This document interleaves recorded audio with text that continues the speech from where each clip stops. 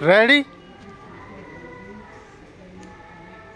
Start. उपाध्यक्ष जी, अनुसूचित जातियों और अनुसूचित आदिम जातियों का कल्याण करना हमारे राष्ट्रीय आंदोलन का एक नारा था और हरिजनों और आदिवासियों की सेवा करने के लिए गांधी जी का हमें विशेष आदेश था। जब गांधी जी ने यरवदा जेल में ऐतिहासिक भूख हड़ताल की थी, मैं स्कूल में पढ़ती बच्ची थी। उस समय मैंने हरिजनों की बस्ती में जाकर काम किया था। समाज सेवा का मेरा यह पहला काम था। उस समय यह काम थोड़े ही लोग करते थे और मुझे याद है कि जब हम हरिजनों की बस्तियों में जाते थे तो लोग हमारा मजाक उड़ाते थे और भला बुरा कहते थे। यह कुछ संतोष की बात है कि अब सभी दलों का यही लक्ष्य हो गया है और इसे सच्चा राष्ट्रीय लक्ष्य कहा जा सकता है। सरकार इस काम को पूरा करने में किसी भी कठिनाई के सामने नहीं झुकेगी। सच्चे उत्थान का मतलब है कि सबसे पहले परंपरागत पूर्वाग्रहों और भेदभाव को समाप्त किया जाए।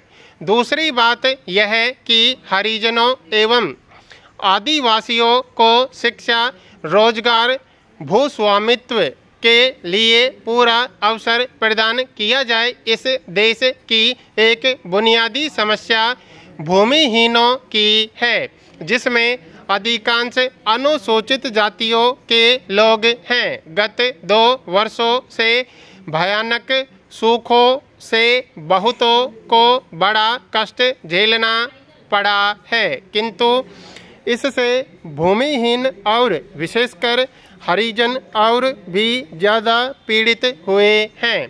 गत वर्षों में इस समस्या को सुलझाने के लिए अनेक कदम उठाए गए हैं।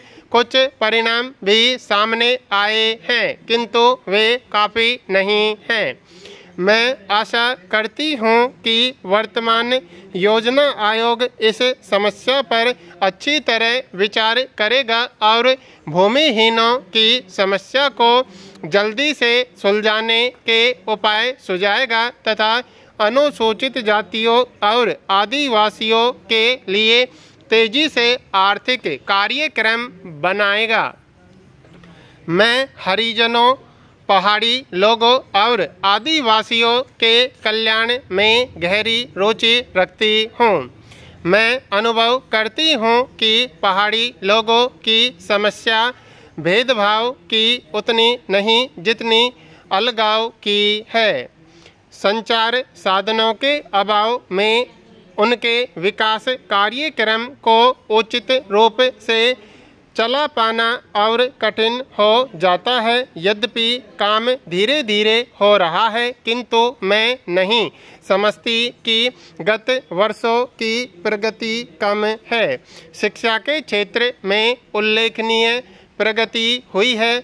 आज इन वर्गों में डॉक्टरों, इंजीनियरों, प्रशासकों और अध्यापकों की संख्या काफ़ी अधिक है। यह शुभ लक्षण है। उपाध्यक्ष जी, आगामी कुछ वर्षों में इनमें से कुछ लोग अपने अपने व्यवसाय में चोटी के लोग होंगे। सभी राजनीतिक दलों में वे महत्वपूर्ण स्थानों पर हैं और मुझे संदेह नहीं है कि भविष्य में वे और अधिक संख्या में ऊंचे स्थानों पर पहुंचेंगे। वास्तव में मेरे विचार से विधानमंडलों और सरकार में उन्होंने जो सक्रिय भाग लिया है, उससे ऊंच नीच के बहुत से पुराने भाव समाप्त हो गए हैं। उद्योगों और शहरी समाज के विकास में भी इस बात से सहायता मिल रही है, फिर भी हम लोग बड़ी पीड़ा के साथ अनुभव कर रहे हैं कि अभी बहुत कुछ करने की आवश्यकता है। हमें ऐसा नहीं सोचना चाहिए कि केवल अनुसूचित जाति या अनुसूचित आदिम जाति का ही व्यक्ति उनकी समस्या को सुलझा सकता है। मेरे विचार से यह हम सभी का कर्तव्य है। इसी तरह हम उनसे अपेक्षा करते हैं कि वे भी हमें अपनी अन्य समस्याओं को सुलझाने में सहयोग दें। हम सभी भारत के नागरिक हैं। इस देश के विभिन्न वर्गों के बीच असमानताएं रही हैं। अब हम सभी का यह कर्तव्य है कि समाज के उन वर्गों के लोगों को जिन्हें अतीत में अवसर नहीं मिला था, अब विकास का अवसर देकर असमानताएं समाप्त करें। निश्चय ही मैं ऐसा प्रयास करूंगी कि हमारे हरिजन और आदिवासी भाई बहनों को और अधिक अधिकार के पद मिलें और वे ऐसे पदों पर पहुँचे जहां वे अपनी तथा दूसरों की समस्याओं को हल कर सकें। जैसा कि मैंने पहले कहा है कि अनुसूचित जातियों, आदिवासियों, पहाड़ी लोगों और अन्य पिछड़े लोगों के कल्याण के प्रश्न को मैं बहुत महत्व देती हूँ और मैंने सरकार में और बाहर इस बात की ओर बराबर संकेत किया है। मेरे विचार से हम लोगों को इस दिशा में विशेष काम करना चाहिए ताकि वर्तमान वर्ष में गांधी जन्म शताब्दी तक कुछ उपलब्धि सामने आए। मेरे विचार से गांधी जी को याद करने का यह सर्वोत्तम ढंग होगा और कम से कम उनका एक स्वप्न यथार्थ के निकट आ सकेगा।